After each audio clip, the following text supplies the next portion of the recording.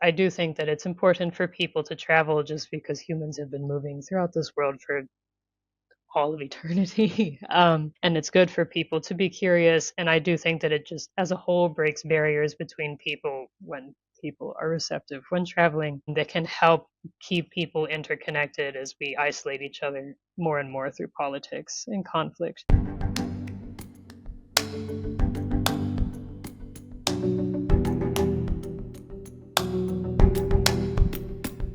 Hey, it's Yulia, and this is Going Places, a show about fascinating places near and far, and the people who make them better.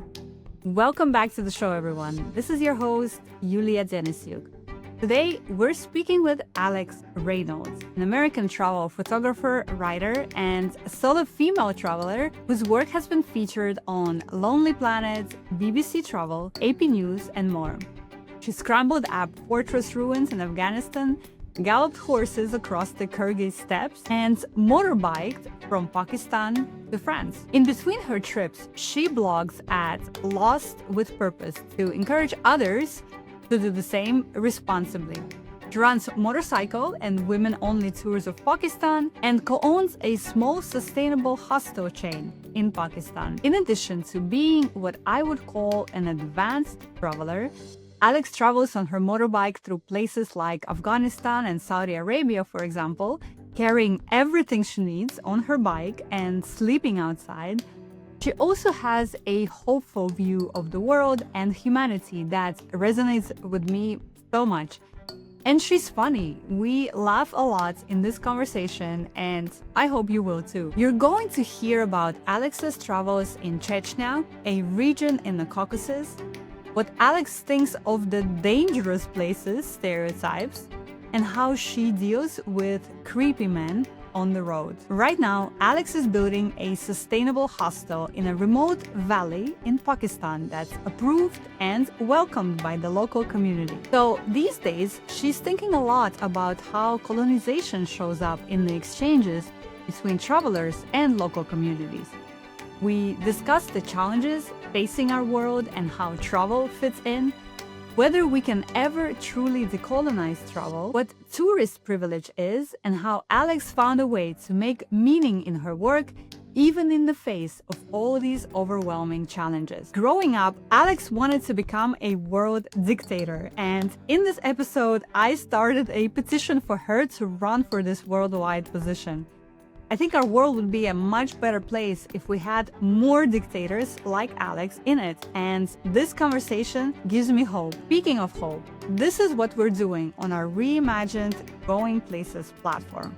At the core of it is this idea of cultivating hope and bringing you stories from across the world that expand the known. We just launched as a reader and audience-supported platform. You can become a Going Places member for as little as $6 a month, and there are lots of perks associated with our membership, like getting on a group call with me every month to ask questions, get advice, and be in community with each other. Visit goingplacesmedia.com to check it out and see how you can join us.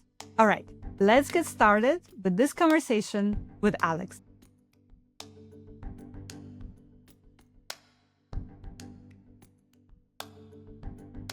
Dear Alex, welcome to the show. It's been so long since we had you on the show and since I've seen you last time, so I'm really excited to talk to you today. I'm happy to be here. Hi, Yulia. It's good to see you after who knows how long. Yes. I know. But I've been checking on your journey through social and just from afar, admiring everything that you've been doing. The journey of the past decade or so, I would say, has been highly interesting. That's one way to describe it. Yes, and you've been going to all the places that are so familiar to me, but are so unfamiliar, I think, to a lot of our audience. And so I'm excited to get into that today. So, welcome to the show. Well, thank you. So, you've been on the road since 2016, I believe, Correct. Yep. traveling solo in places that are often overlooked by Western travelers, like we just mentioned. You've run women only trips in Pakistan, and you've also rode your bike. your amazing Merijan bike, which we'll talk about, through countries like Kazakhstan and Saudi Arabia. And so, as I was preparing for today, I was wondering, you've seen so much of the world that, again, the Western traveler or tourist, I would say, has never seen. And so, how has your view on traveling as a Western tourist changed over the years? So, oof, what was it even in the beginning? I mean, I think in the beginning there was just kind of ignorance and that vague fear or intimidation that you have before setting out to these countries that everyone tells you not to visit or think twice before you go. And after all these years, I have to say that at this point, I would probably describe my approach as dangerously overconfident.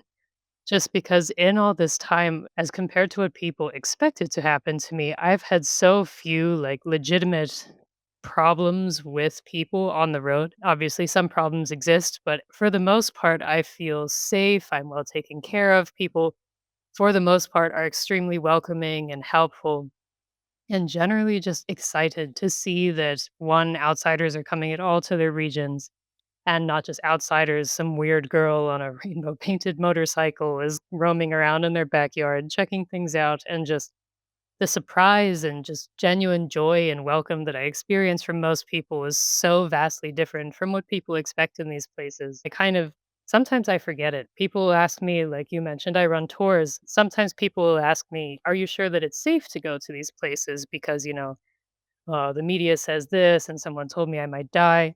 And I forget that this perception exists sometimes because I realize that especially Westerners and especially, to be honest, white Westerners are so well received in the vast majority of the world simply because people are extremely hospitable. There's this perception that the West is all knowing and all powerful and just the epitome of the kind of people that you should have coming to your area that I forget that people don't realize this and think only negative about traveling to some of these places versus I realize it's the opposite. The further away that you come from to these places, often the kinder people are to you. Yeah, it's such a disconnect, right? And I've noticed that a lot as well. I am right now organizing a trip to Jordan, for example.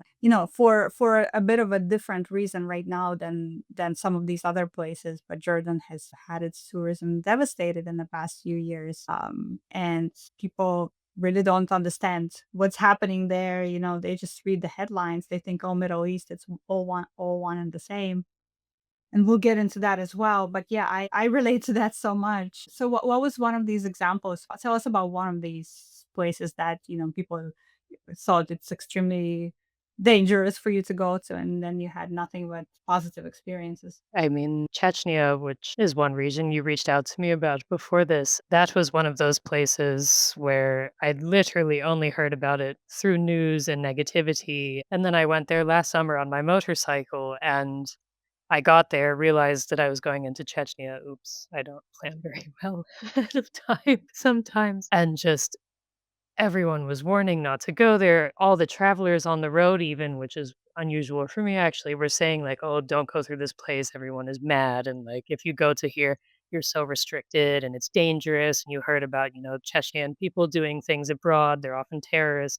Even friends of mine from other countries with terrorist perceptions warned me about people from Chechnya, which I thought was very ironic. And then when I got there, people were amazing. That's not to say that the region is completely safe or perfect or easy for travelers necessarily, but generally the welcome was spectacular because so few people are going there and so few people are willing to actually look and listen and just kind of ask without judgment. People were thrilled that I was there and they took extra good care of me because it's so rare for people to come there.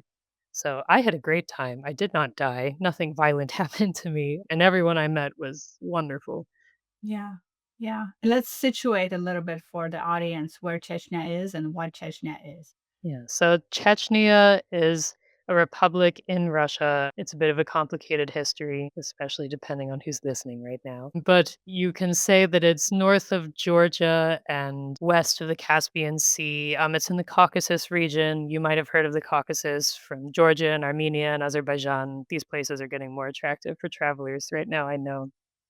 But I went through there because I was transiting on my motorcycle from Georgia into Kazakhstan, and the Caspian Sea crossing is a little bit complicated because of Azerbaijan. But so now a lot of travelers are going by land, and Chechnya, should you choose to venture deeper inside than just the main road, is along that route. And the region that you mentioned, the Caucasus, this is a region that word Caucasus doesn't, I don't hear it often in the travel sphere, the travel world that much. But in my imagination, for example, as somebody who grew up in that part of the world, Caucasus is this incredible region of mountains, of beautiful ravines and valleys and mountains, beautiful people, extreme hospitality culture, on top of this incredible view of the Caucasus. I also grew up with the view that the people from the Caucasus are somehow less than everyone else. And I'm talking about now some of those stereotypes that you alluded to when you were explaining something about Chechnya. But what I'm trying to say is that there's like layers and layers of stereotyping and prejudice, and one of them is that people in Russia, or let's say larger Soviet Union, let's say Russian people, white people, there's a lot of negative stereotypes about the Caucasus. And, Chechen people are terrorists. Chechen people are, Chechen men especially are angry. It's like black men stereotype here in the States. This is what Chechen men have dealt with for years and years and years in Russia, you know it's a huge thing. And then the conflict and things and tensions, and what, I don't remember the word that you used, but basically what was happening is that in the 90s, there was a separatist movement in Chechnya. And some parts of Chechnya wanted to leave Russia, and Russia quelled that movement quite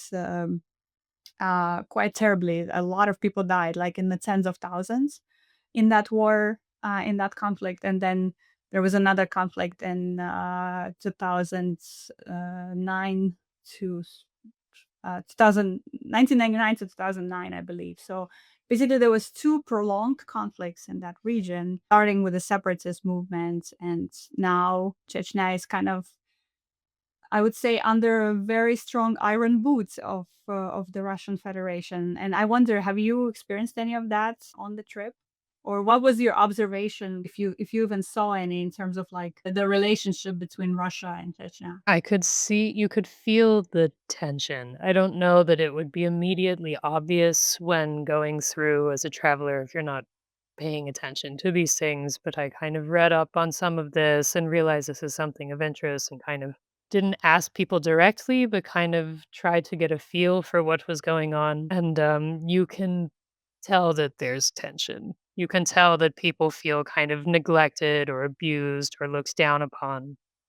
They're not huge fans of the government as a whole. Another interesting thing that I noticed from a tourist perspective is that between Chechnya and the neighboring Republic of Dagestan, there's a huge difference in the number of tourists who are going there. And so you can kind of see also, because Dagestan was also going through this kind of growth period of it was stuck in a conflict and then had a negative reputation, but now it's a little bit advanced as compared to Chechnya in terms of how many Russian tourists mostly are coming. And there you could see it was like the tension that was there between the local people and the Russian country or government as a whole.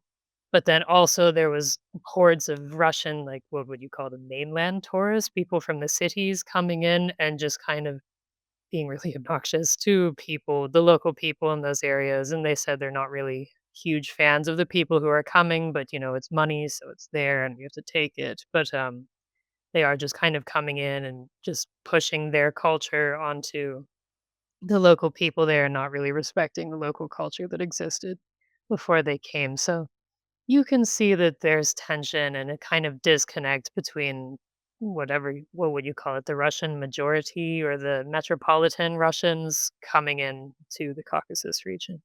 Yeah, the main, or the historically Russian territory, which is actually smaller than, all these, significantly smaller than all these regions and republics and things that Russia has, as an empire, has colonized. Basically, that's what's happened, right?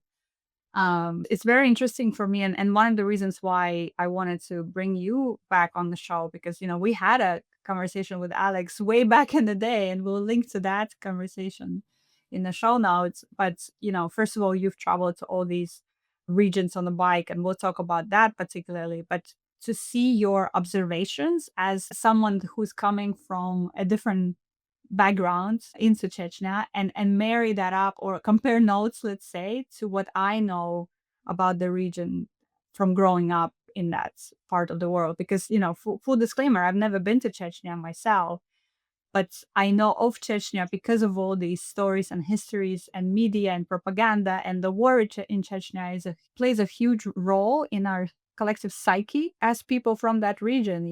And so only recently, actually, there's been a lot of conversations about what actually happened there. Because the whole time it was positioned as, terrorists there. And we're going in, the Russian army is going in and fighting terrorists, which does it remind you of any other situation happening in the world And I right not that now? that's like literally every global conflict, actually, and specialty of my country, the United States. But yes, Exactly. or Gaza is, which is what you were alluding to. But Exactly, yeah, exactly. So it's interesting. Think what's been encouraging for me to see, and we talked about this just before we started recording. You asked me how I'm doing. I asked you how you're doing, and I told you that for me, at least, this has been a really hard time. Not the least of which is due to what's happening in Gaza. But what's been encouraging for me to see is that more people around the world are becoming more aware of the colonial playbook and how it's the same all over the world. And I think that's something. I think that's at least raising our collective awareness of what's going on in the world, right? And I think that that has to amount to something. if nothing else, Gaza has taught, I think, the majority of the world's socially active population that this is a constant repeating process that is used all throughout the world. So if nothing else, I mean, obviously we all want Gaza to be liberated and want this war to stop, but at least so far, this has been a learning experience, an educational experience for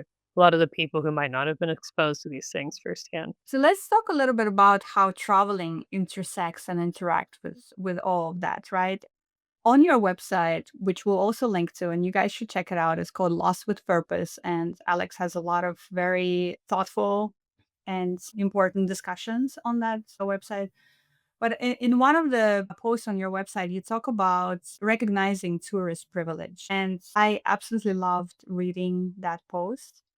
You use your visit on the Bangladeshi island of Monpura as a way to illustrate this privilege when a local doctor who wants to leave the island but can't, he asks you, "Why are you here?" And then you sort of go through this whole searching of understanding why are you here. And I really loved something that you wrote there, and I'm going to read it out because I think it's just so powerful. You say, people spend a lot of time trying to differentiate between tourists and travelers. Normally, I try to avoid that discussion, but in the moment, the debate seemed more absurd than ever before. Traveler, tourist, it doesn't matter. What does matter is that both travelers and tourists alike have the freedom and means to move simply because we want to. And you end that whole post, which we're linked to, and you guys should read it, with saying that this whole desire to travel is powered by curiosity, which is good, right? It means that we learn something about the world. But the problem arises when we feel entitled to exercise our curiosity and see traveler as a right, not as a privilege. So I wonder, how does you think travel fits into what we were just talking about, which is that, like, this raising collective consciousness, right? Because on one hand, going and seeing is powerful, but on the other hand, how do we do that by not turning it into a privilege and not a right, and also by not supporting this whole system actually? Because travel in a way is part of colonialism system as well. I wonder, what are your thoughts on that now? I mean, yes, travel, it has the power to kind of bridge gaps in knowledge that people might not have otherwise. I mean, obviously, we have exposure to the entire world's knowledge base at this point because of the internet, but whether or not we are motivated enough or even know what to look for is another question. I don't think that it is a panacea. I don't think it's a cure all necessarily, because even though we might increase our knowledge, and I would like to think share that knowledge, or at least challenge stereotypes with our experiences and how we share them with others, it is a little bit selfish also. I will not be the first person to be like, "Hi, my travels are saving the world," because I question things and show them to other people. No, of course not. I'm curious, and it's satiating my own curiosity to come and see these things. And like you said already, it is kind of playing into this colonial playbook. Even if you personally do not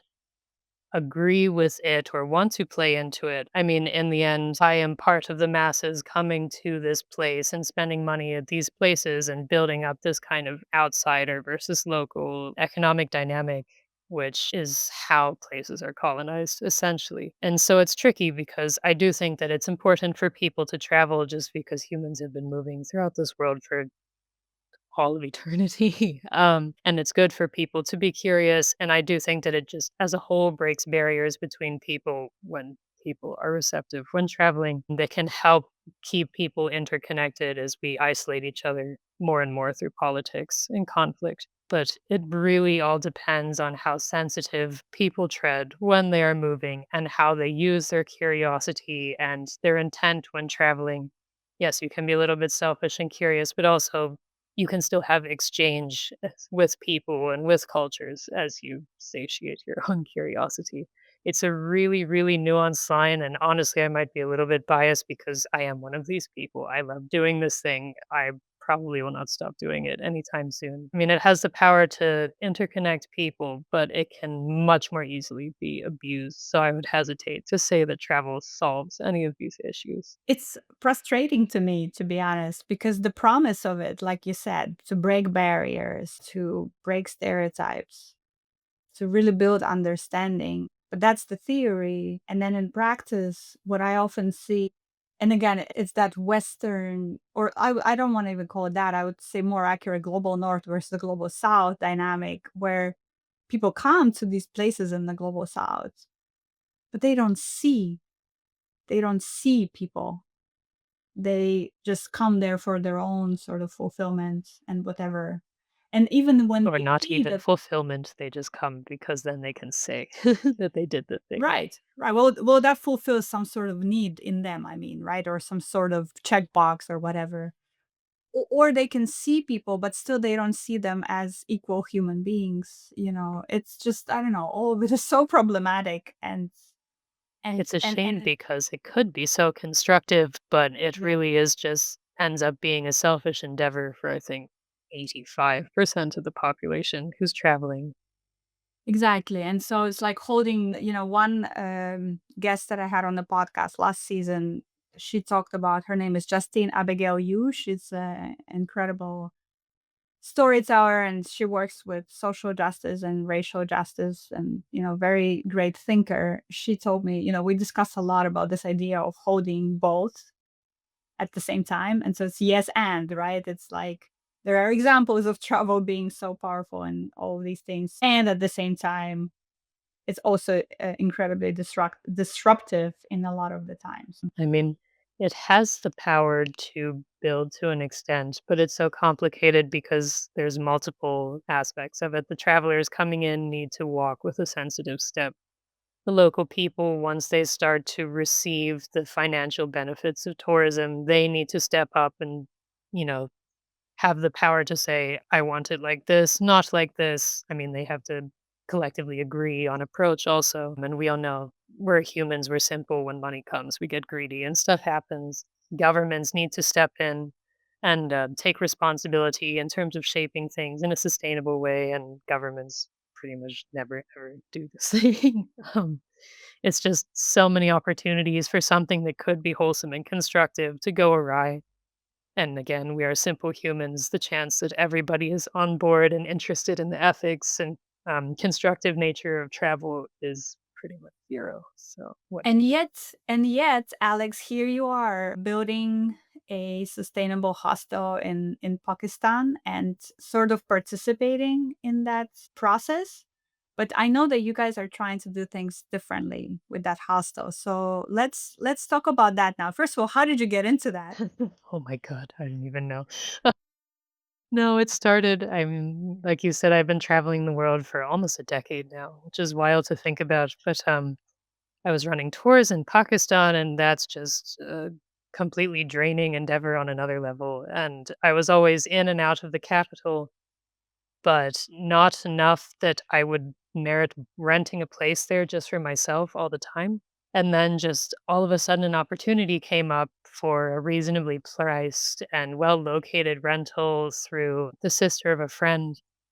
And it was like, well, I mean, I could rent it, or, we could just try making it into a hostel because there's only really one other one in the capital, and, my local business partner, he's as impulsive as I am, so we just decided to do it without calculating anything, planning anything. We just signed the rental and just started working. It went well somehow, magically. Whether that was out of need or our own ingenuity, we'll never know, but it's going well. And so we had talked about opening a location in the mountains for a while. And again, an opportunity arose. We found really nice property in a place that we'd kind of had our feelers out in for a while. And so we took it. And this is a much more interesting endeavor than the capital because here we are outsiders coming into a local community. It's generally an impoverished area to begin with, and they have limited resources. It's a very small community. There's tension in other regions of Pakistan because of so many outsiders coming in and operating without any concern for locals' well-being. And then also there's the aspect of climate change. This place is subject to floods and heating and increased landslides because of it all. Crops already have a very tiny growing season, and now the world is out of whack and half the time on fire and the other half freezing. So, yes, generally there's a lot more complications that can come into this. But so you asked me how I got into this, especially after all of the things that we've just talked about. And I can admit that I've had a lot of moments of like existential dread asking these questions of myself and like, how can we fix this? And am I contributing to the problem? Like, what to do? What is the right conclusion? Because we are humans and we will continue to do this no matter what. And at some point, I realized that rather than freak out about the bigger picture, I should just scale back and focus on being a positive force of change in the circle that I have access to, because I cannot fix the world unless I become dictator or something, and that's not going to happen. No, thank you. For Dictator, actually, I think that would solve a lot of I problems, would right? say vote for me, but dictators are not voted for. Actually, they are. I will not mention certain countries. But yeah, so I decided to just focus on the sphere of influence that I have. And one of the things I've noticed through other work is if you do things correctly and do it successfully, the best thing that can happen is that other people copy you. And so if I can create something sustainable, something that benefits the community, something that's responsible in terms of tourism, and then people copy it, good, great. Things are changing in a positive way. I've done what I could. This is what needs to happen. So that's what I'm trying to do. You can check in with me in a year and see if it works or not, but I have high hopes.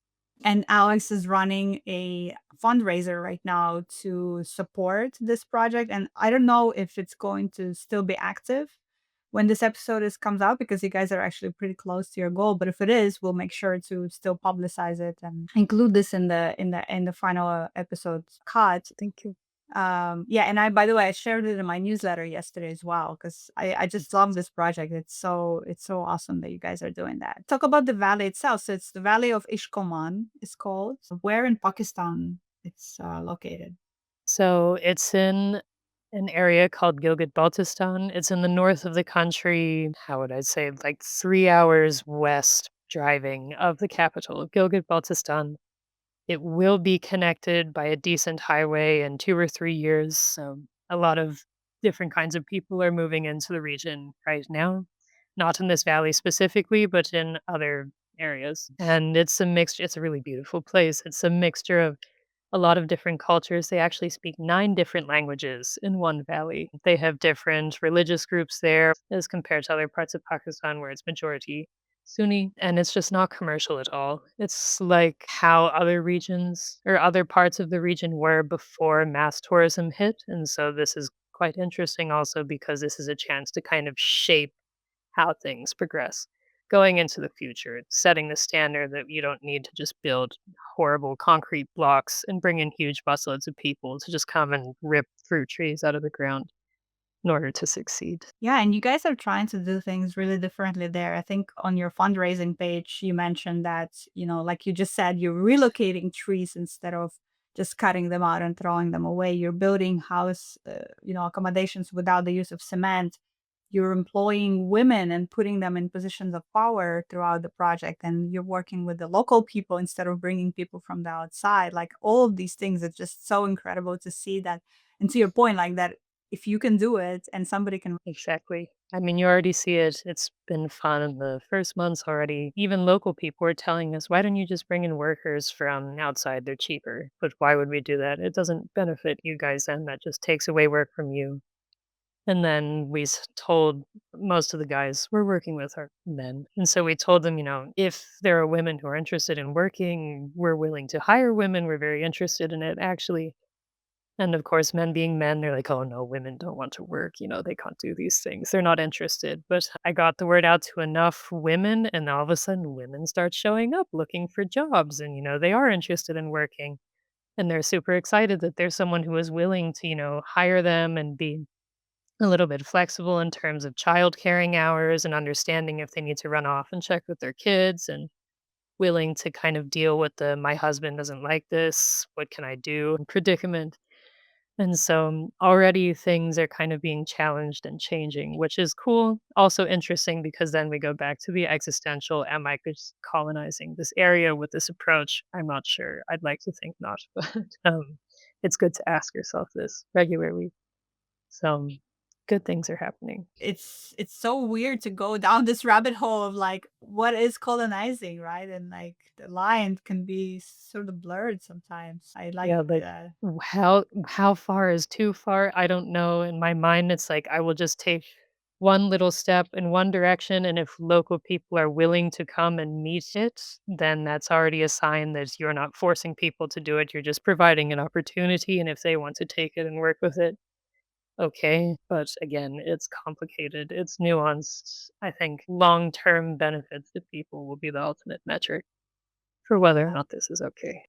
Yeah. And you are leasing the land from the Yeah. local community. And I think you mentioned something about in 10 years the land goes back or something. So it's a 12-year lease. Anything we put on this land, building, whatever it is, goes to the owner.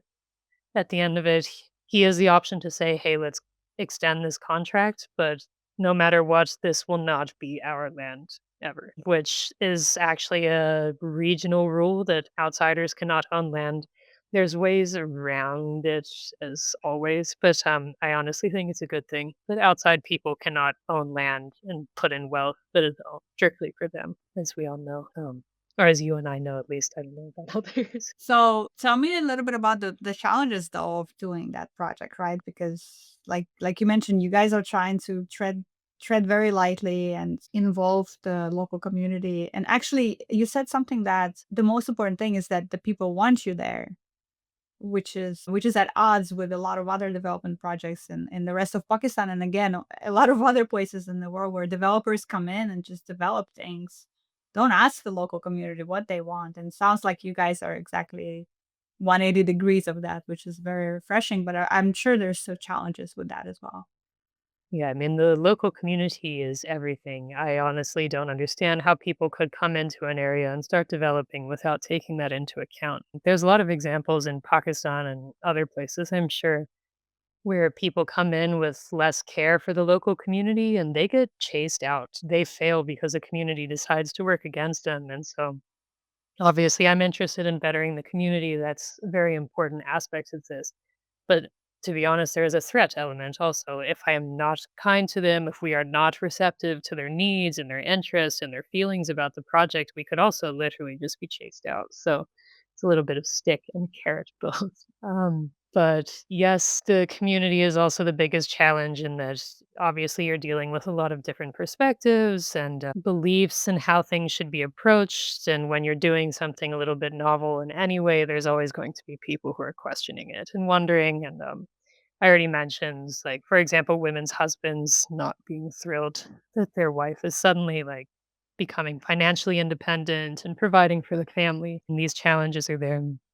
One of our chef's husbands found out that she got a job maybe a couple of weeks before I left for the winter, and he was not thrilled about that. But in the end, once he sees that money is coming in and that she is not being magically corrupted by some weird Western witch or something like this, I think he'll come around with time. Obviously, there's people coming in and just trying to have inputs like, oh, why are you building without cement? Just put the cement inside. Just do this thing. Let's just cut corners. Let's do this. And we really have to put our feet down and say, no, like, this is how it must be. We want to build with these expensive natural resources. We want to do this thing correctly just because this is how it is. But generally, people have been quite helpful. We haven't had too many problems. What an experience, right? Literally being the definition of what a nomad is, where you're literally bringing everything on your back. I mean, your stories are incredible. You are right now running stories on Instagram about your last summer's travel to Kazakhstan, where, you guys understand how Alex travels. She literally has this bike on which she carries her Everything. everything, her belonging, her tent in which she sleeps, the little thingy majiggy in which she makes her tea and food sometimes. Camping stuff, cooking stuff, sleeping stuff. A lot of camera stuff, all of which has broken from being on the bike, so I'm questioning that. Bike repair parts, all kinds of stuff. So yes, it is true. It's extremely surreal to switch from being a mechanized snail to literally having a brick and mortar business in my control. I am shocked by it when I think about it. It's a really big change. I'm going to definitely have to grapple with this change a lot in the next year. I've already had to do that with having a hostel in the capital, but we'll find out. Luckily, the valley is beautiful and I can go hiking a lot whenever I get itchy feet, but it is a big change. Yeah. I mean, it's fascinating to me. And also, perhaps there's always timing and phases in life, right? Because I mean, how long have you like your latest journey on the bike? How long did you were you moving nonstop? I mean, that one was complicated because I also went to other places before going to get the bike. I think in total it was like 2 months. It wasn't that long, but also I'm doing stuff. I have other bikes on which I have other journeys, and then I'm not posting, but I'm running tours maybe 4 to 6 months of the year and questing in between and moving around trying to visit family around the world so they don't hate me and think I abandoned them. Um, So you're on the move. It's safe to say that you're on the move all the time. all the Yeah. time. This coming year will be the first time I am not. I'm not going on my tours myself. I'm sending other guides, and I will be in the mountains doing construction, overseeing this new hostel pretty much the whole year, short of I have to go get my bike from Kazakhstan or else I'm in trouble with customs. But I haven't even figured that out yet. That's a later problem, not a now problem. Yes, this will be interesting. This is my first static year since COVID, I guess you can say. And so your bike is in Kazakhstan right now. My bike is in Kazakhstan. It's allowed to be there for 1 year if I don't take it out. After 1 year, I'm not sure what happens, but I'm assuming it's bad because then I'm doing something illegal. So, let's see. Y- I will link to the stories that I mentioned right now, and some of the things that Alex shared. But for me, watching your stories from Kazakhstan was so hilarious because I was born there and I know it. So all the things that you were I laughed so much all the time when you said, "Oh, the food is terrible. The food is terrible. The It food is is. terrible." I'm sorry, but it's really gross. I like when it's cooked well, it is nice. However, generally, it's not my favorite region for food. No. Yeah, and especially like if you're stopping in like roadside forgotten places, which is what you did for most of the trip, right? You Which is a lot of it. Yeah, like in the cities, obviously in Almaty, you have amazing food and you can have anything, but on the side of the road in the middle of nowhere, all you have are like ancient manti and plov with flies in it and stuff like this. It's like and mm, ancient is not in a good way in this situation. not in a good way. Food should not be ancient. So here's how colonialism shows up in food, for example, because did you know that Kazakhstan actually has an incredible cuisine, but most of it has been lost because Just when Soviet because of Soviets coming in and exactly. Exactly. So plov, which is the rice meal that is eaten all over Central Asia, the Caucasus, Pakistan, Afghanistan, Iran, it's this the pilau, plov, whatever. that dish in the former Soviet Union, it became sort of the stand-in for meals from that region. And, it became highly popular everywhere in Russia and Soviet Union.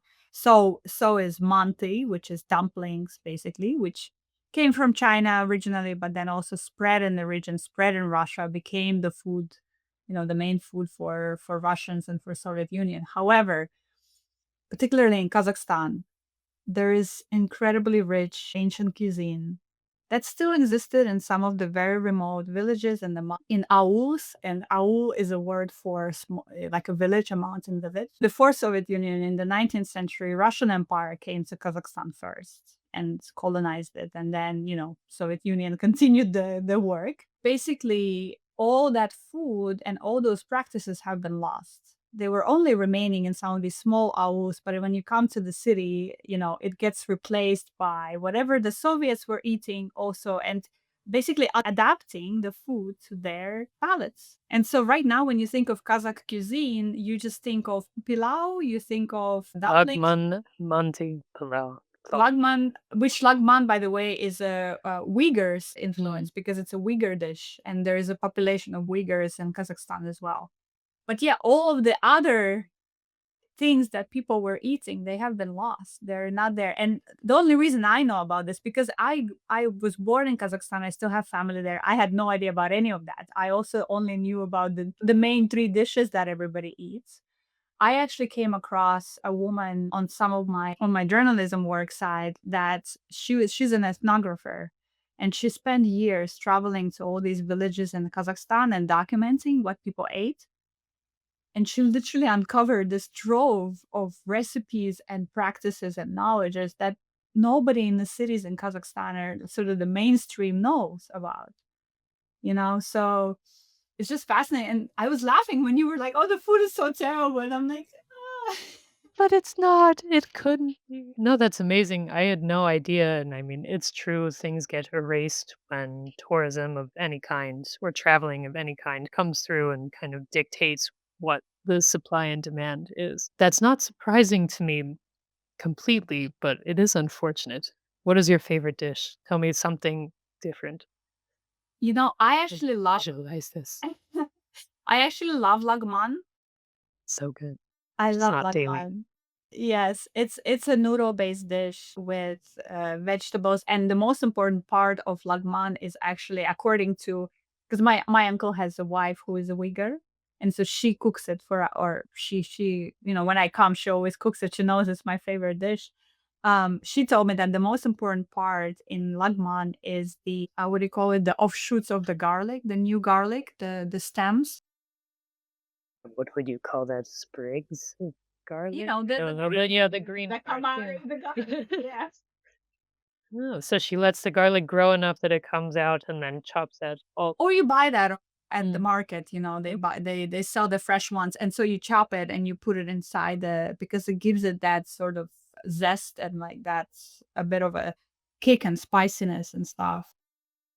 That sounds delicious. I agree with this. That sounds like a great idea. Oh, I don't think I ever saw anything so zesty and delicious on any of the lagman I ate. I mean, food in people's homes is always different from the food you have outside also. This I Yeah. know is true. And I think the other thing that your experience showcases really well is actually lack of care and attention to tourism within Kazakhstan largely. And that's a problem that's, Kazakh people talk about all the time because there are some parts of it that are really developed. For example, Almaty, Astana, which is the capital. And then you go outside, and in terms of logistics and infrastructure for tourism, it is like zero. 0. I think everything around Almaty is extremely controlled at this point and organized, and then once you go out of that region, it's like, okay, do whatever. Exactly. And there have been efforts over the years of trying to fix that, but corruption is also a huge thing. As money comes, people get greedy, of course. Exactly. Yes. Exactly. And so I wasn't surprised to see your experience, how you shared it, but I was also like, oh.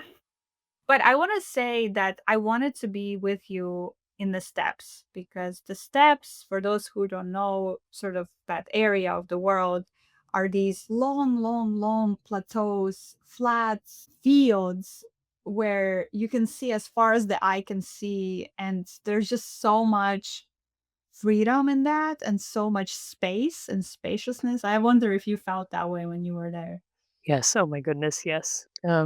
Even since I was small, the first country I really, fell in love with was Mongolia for the same reason. It's just open. I explain it to people. It's like there's nothing. It is just you, the earth, and the sky. There is nothing in between. Maybe there's no one else around. It's just like full freedom, no pressure from anything except the weather. You are just out in literally nowhere, and that is the joy of it. I don't think there's a more liberating landscape that you could be in. And if they don't get it, then I say, that Windows wallpaper that used to be on computers with the green hills and the clouds and stuff? It looks like that, but bigger. No, it's the most liberating kind of space you could be in for sure. The steps are beautiful. They look like nothing on paper or when you first look at it, but once you're just out in nowhere, oh, it's amazing. I agree with you, Alex. I loved seeing you out there on your bike and with your tent. And, you talked earlier about having this orientation toward the world where you tread lightly, where you listen to people and what they have to say, and where you have this experience where people, for the most part, have treated you well everywhere you went. We talked about Chechnya today. We didn't get to talk about Saudi Arabia, for example, or some other places, or Afghanistan, where you also went. But I wonder if a lot of that also has to do with how you are, Alex, as a person, because it takes a lot of faith in humanity for someone to leave all their stuff. I think you mentioned that in some of your posts too. You just leave your tent, you leave your bike, or you leave all your stuff that you're carrying with you. That's literally your livelihood as how you're moving through the world. And you leave it, and then you come back and it's still there for the most part, I assume, right? So far, so good. I'm afraid to say it too much or else someone might actually come take it. But I mean, yes, I have this way too deep faith in people. Like, fingers crossed, nothing happens. But yes, I do this all the time to distress of many people who know me. But most of the time, you can just leave stuff in the middle of nowhere and it will be there when you come back. Or maybe someone comes, they're like, "Is this yours?" I was just watching it because I don't want anything to happen to it. I just have such a high level of faith in humanity as a whole. The only exception would be men not being creepy. That's something else. But for the most part, most people are good.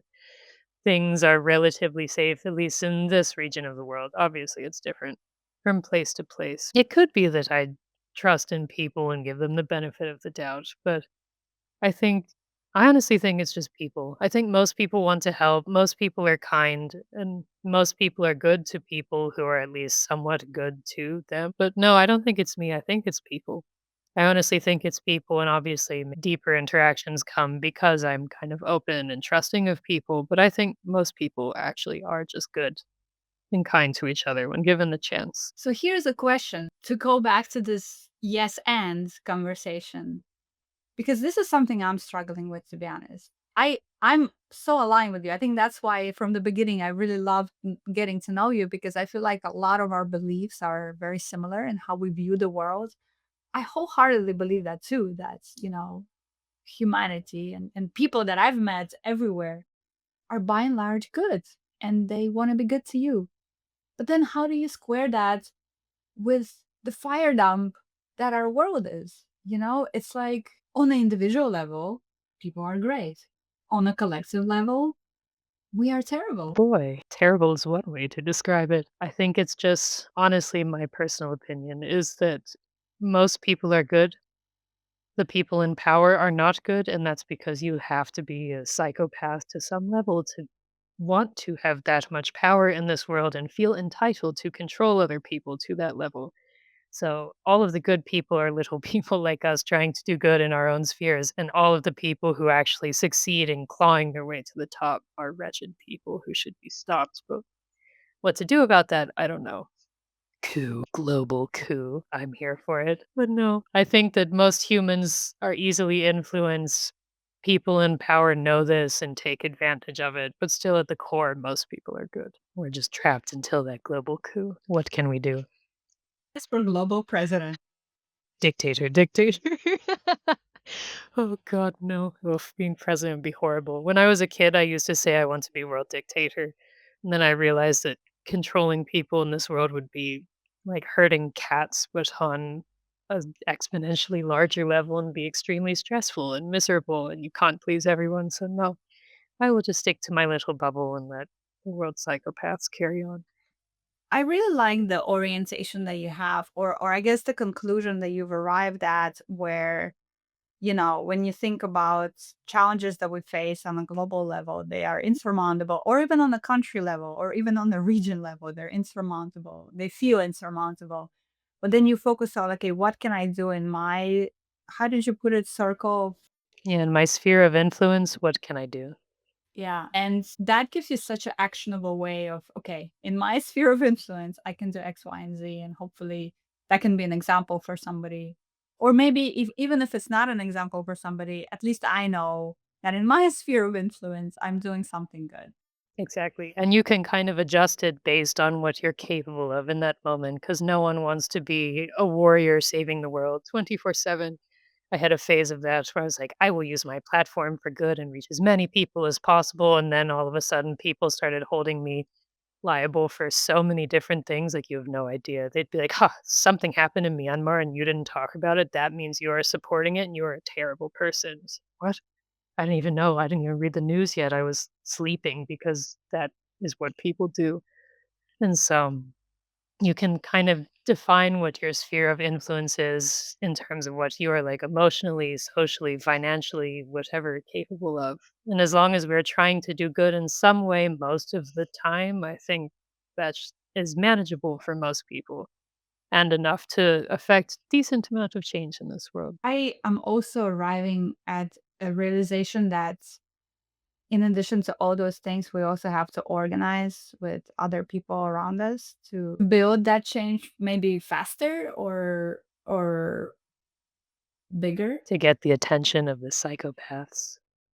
Yes. Yes, because that's been my orientation for most of my like adult life. Like I'm just gonna but now I'm arriving at, okay, I can't just do good by myself. I need other people, and we need to figure out how to do good bigger scale. Because I do feel, and that's a whole other conversation that I don't know if we have time to get into today. That when you live in the United States, and you're so fortunate, I think, Alex, that you're out of this bubble right now, because the bubble of the United States right now, it feels terrible, I'm honestly. happy to be out. Yeah. But when you're inside of it, you also tend to forget how big the world is and how many other perspectives and places and things and challenges and all of that is there. And so you're just very focused on what's happening here. I mean, obviously, we have to be aware of things happening in the world, but also it's not completely okay. I wouldn't say tune out the world, but the spheres in which we can have the most influence are the ones that we are in.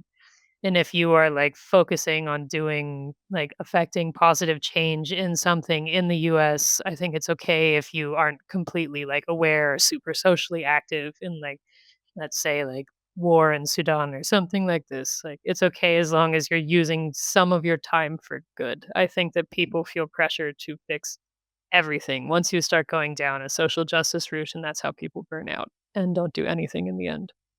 So be aware of stuff that's happening, but it's okay if you need to focus on stuff happening in the US where you are in that moment. That's something that took me years to come to, but now I'm okay with it. Yeah, I love that. I mean, because yeah, it's almost like social justice for performative reasons versus social justice for like long-term work that needs to happen, and how do you maintain that for yourself, right? I'm at that point right now because I'm very vocal about Palestine, and also I've had the same experience as you. Oh, you didn't post about this. Mm. So now you're all of a sudden against this or that. I'm like, what? Like, It's like I had my life to live also. It's okay. I'm not CNN. I cannot post about everything. That's like Al Jazeera's job, not mine.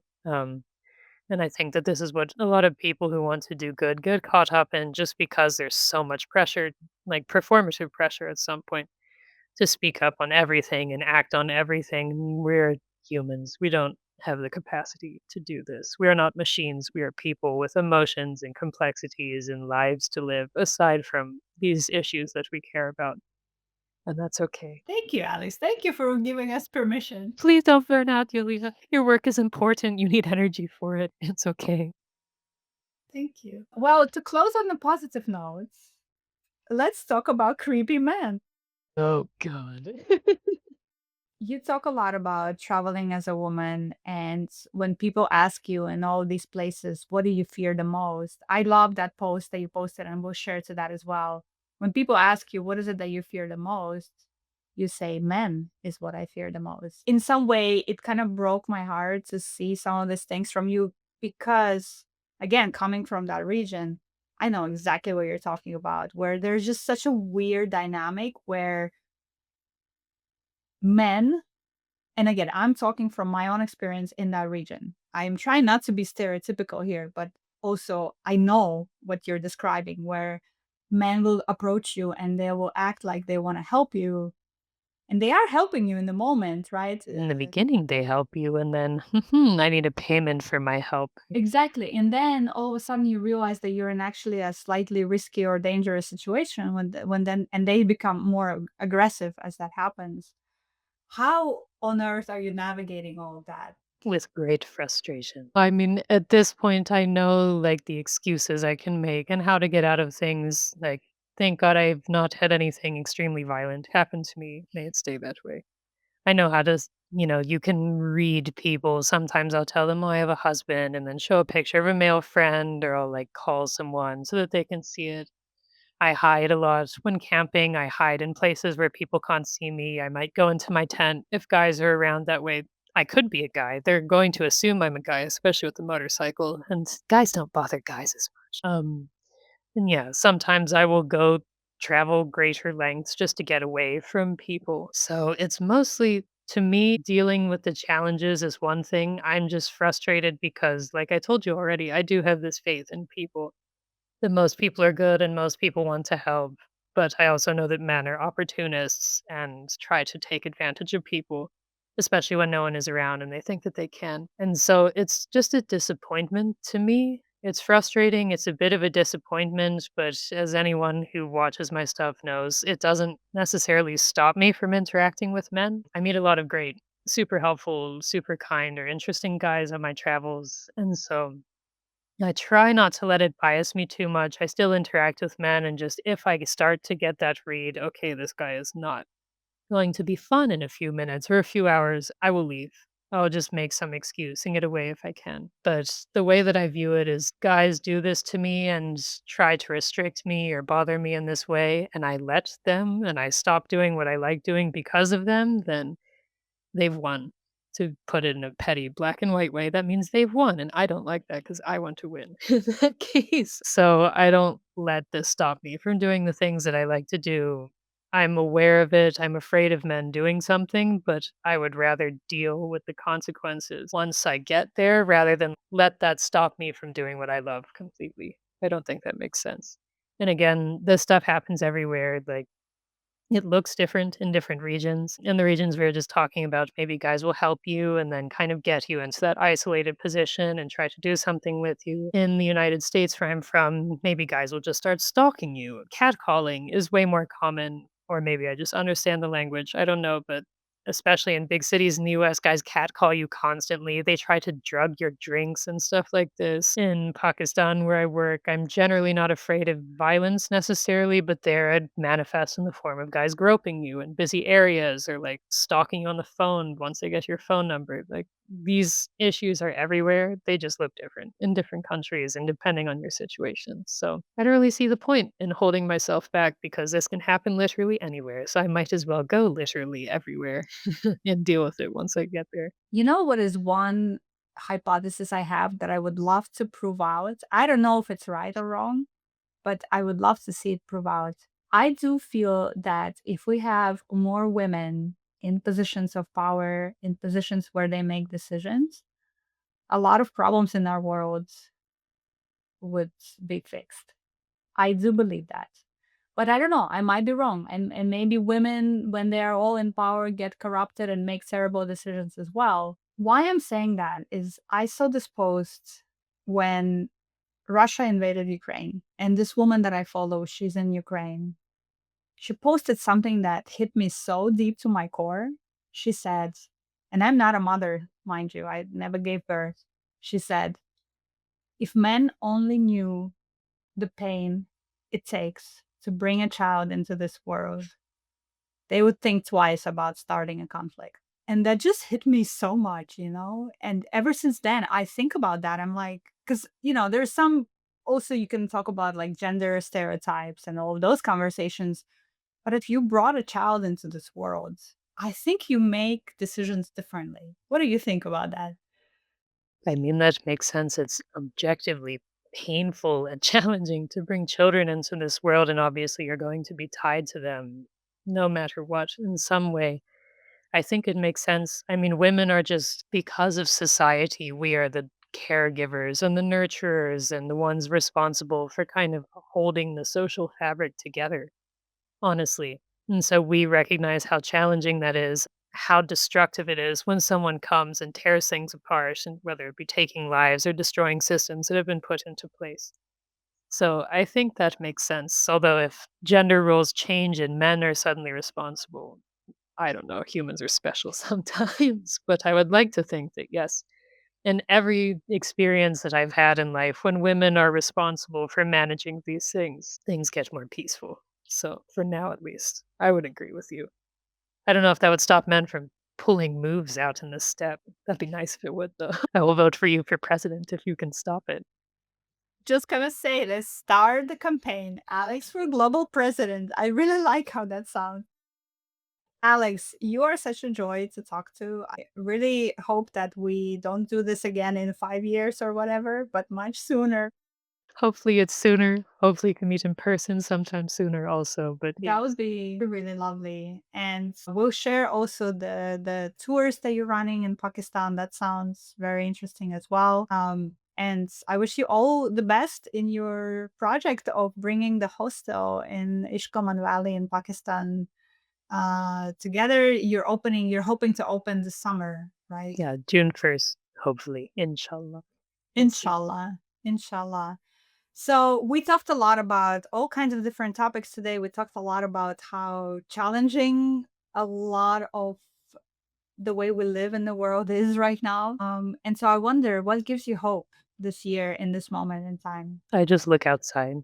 It's really, really beautiful. The sun is shining where I am. I can see mountains off in the distance. There's trees, birds are singing.